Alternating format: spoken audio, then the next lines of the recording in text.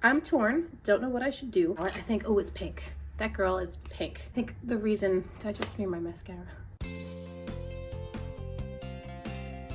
In today's video, I want to play one more time with the Pretty Chic palette from Colored Raine. This was given to me and I've had a lot of fun with it, but I don't think it's going to stay in my collection. I'm thinking of decluttering it because I just don't reach for pinks that much. I don't reach for small palettes that much, and this is more monochromatic than my personal preferences. The quality is really, really good. And so specifically today, I want to play with these 3 shades.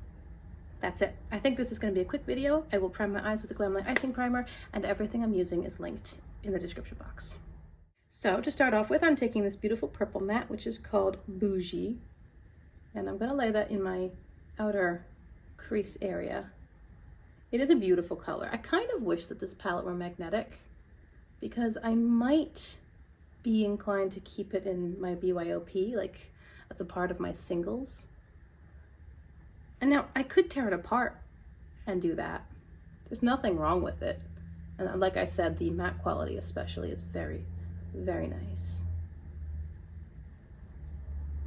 Maybe I'll do that. I don't know. What do you think? What would you do? Would you try to pass along a 6-pan, which most likely won't sell unless it were a part of a larger set? Like, I think it would be tricky to actually... It's easy to say I'm going to declutter this thing, but when it comes to getting it out of your household, that's trickier. And so would you, in my position, would you save the palette in your stash knowing that you wouldn't use it an awful lot? Or would you decide to declutter it and pass it on, but then it kind of lives in your home until you can sell it? I'm going to take Secret Admirer now just to soften this a little bit. Or would you depot it? By which I mean, because I'm not talking about repanning, like digging the shadows out and placing them into a different pan. That brush was not working. Wrong size. Still Secret Admirer, just a bigger, fluffier brush. I'm not talking about repanning. I'm talking about tearing apart the packaging and pulling out the pans themselves and hoping that they don't get damaged in the process. I did that with a couple of palettes recently, and there are definitely casualties when you do that. I can actually show you a video that sprang to mind because I happen to have it, and I didn't share in any of my BYOP videos, a video of me taking apart the Strawberry Fields palette from Jaclyn Cosmetics. I tried the oven method, which was, I don't remember. Somebody posted like a 3-minute video on YouTube saying this is the oven method for basically softening the glue in palettes that are not magnetic so that you can remove the pans without mangling everything and potentially destroying and losing a lot of shadow.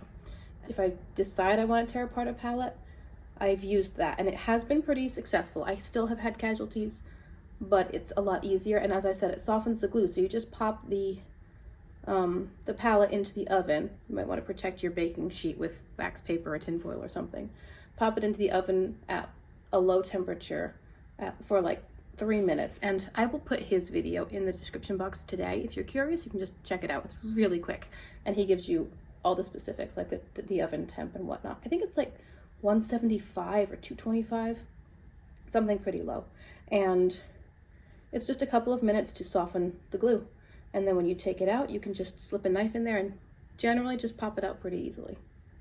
It has worked relatively well for me. There are still times where I bend the pan a little bit as I'm digging it out and like, you know, leveraging it out. And when you bend the pan, it starts to crack the shadows which are pressed into the pan. You might lose the shadow completely if it continues, or you might find that the shadow starts to like break apart and fall away, and so chunks of the shadow will fall out over time. It's been both for me. So I put this in my oven at 210 to 115 degrees for 4 minutes, and now I'm just taking a knife. The oven temperature simply melts or softens the glue. Now I have found that when you're doing this with BH Cosmetic, you might need to attack from a couple angles because the pans might warp, particularly because they're smaller than these. So if you're trying to depot, you might find that the pans don't have a flat bottom anymore. They might be slightly warped, which can also cause breakage. You can see this is a BH Cosmetic, and you can see it did stay pretty flat, but it's like it cracked as the pan was bending when I was removing it, and that's where the shadow is falling out along those crack lines.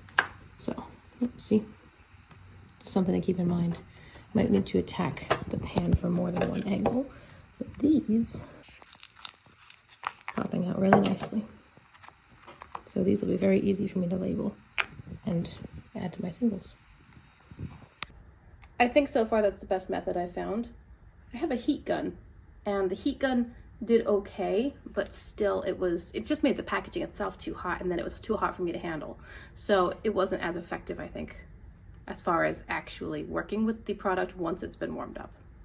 That's pretty much it for the mattes. I'm gonna grab Crush on You,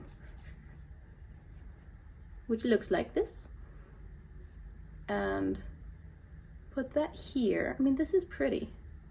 There's nothing I have to say bad about these shadows. It's just the palette itself. It's small and it takes up space. Ooh, that's Booked and Busy, the white shimmer. It's small, but it takes up space anyway on my shelf. And because it's small, I don't really think about it that much, but it's pretty. And also I think that pinks are a chancy color on me. I don't always love the way I look in pink. And the last time I used this palette, I did pink under my eye as well. I felt like it made me look sick. And one person said, well, how about don't do the pink under the eye? Maybe do nothing under the eye, or like the purple I know is safe. So I'm gonna take this purple and carry it all the way through rather than blending it out. I think there was something about the pink on the lower lash line that made me look kind of swollen, like I'd been sick. And that's not at all what I was going for. And I also may have had better luck with that look, or my impression or feelings about that look, if I hadn't paired it with a green hoodie. I think maybe if I'd paired the pink look with something a little more springy, it would have potentially been a bit better as well. Back to Booked and Busy, but this is not the right brush. I'll just use my finger. Back to Booked and Busy, and I'll continue that in my inner corner and just sort of drag it over a bit.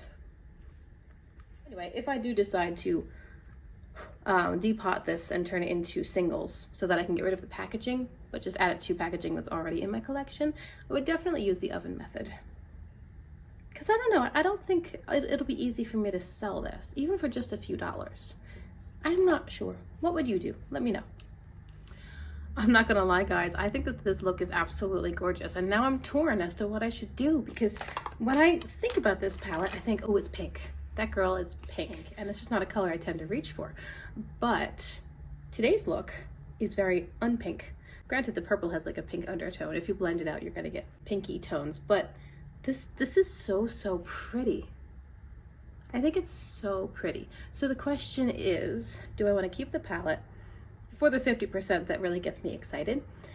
But that half is, I mean, how unique is it, I guess? This one's pretty unique, actually, in my collection.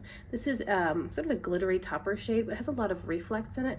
It's not metallic or foiled, but you still get little flashes of those colors, depending on what you pair it with. I found that pairing it with the purple matte was bringing out a lot of the blue tones.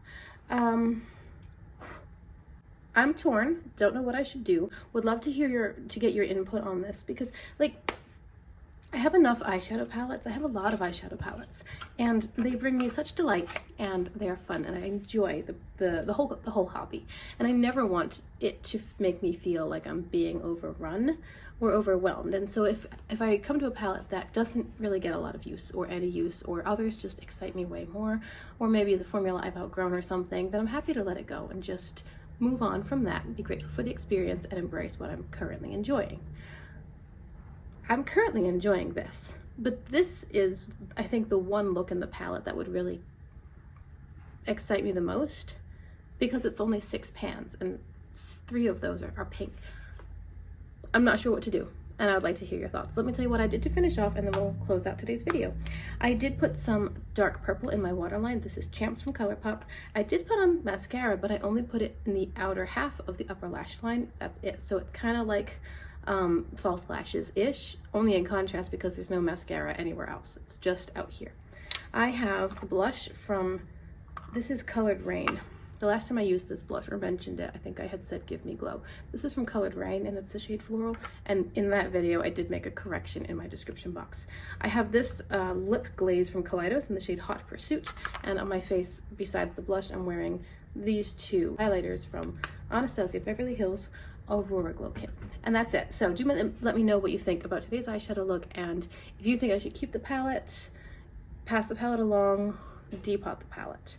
Also, be sure to check out that oven method for depotting. If you're interested in BYOP or creating a collection of singles, then check out that method for when you've got a palette that you have finally decided, yes, I'm going to tear it apart, but how do I do it with the fewest casualties? I hope that you'll consider liking and subscribing before you go if you enjoyed today's video. I do make several videos a week, you know, little children permitting. By the way, I do have a colored Raine playlist, which I can link in the description box, along with other things, questions, links, etc., suggested videos maybe you will enjoy, and I look forward to sharing eyeshadow with you again in the next video. So bye, have a great day.